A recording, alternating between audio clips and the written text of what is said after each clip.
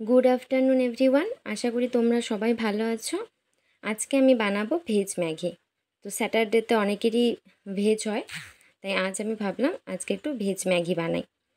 তো ভেজ ম্যাগির জন্য এখানে আমি বাঁধাকপি, গাজর, আলু, টমেটো কেটে নিয়েছি, আর কুচো করে আদা, ধনেপাতা নিয়েছি, আর দুটো কাঁচা লঙ্কা নিয়ে নিয়েছি, আর এখানে 3টা ম্যাগি নিয়ে নিয়েছি।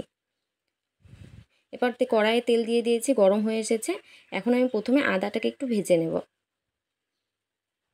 এরপর কেটে রাখা সবজিগুলো দিয়ে দেব, দিয়ে একটু নাড়াচাড়া করে কাঁচা লঙ্কা দুটো দিয়ে দেব।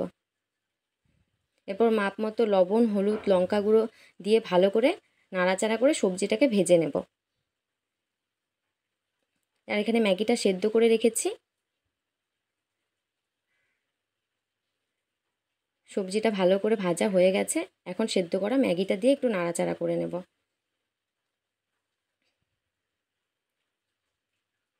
এরপর ম্যাগি মশলা দুটো দিয়ে দেব, দিয়ে একটু নাড়াচাড়া করে নেব।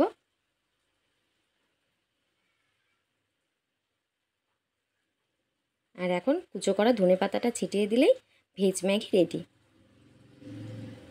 তোমরা জানিও তোমাদের কেমন লাগলো, আর কার কার ম্যাগি খুবই ফেভারিট জানিও। Thank you.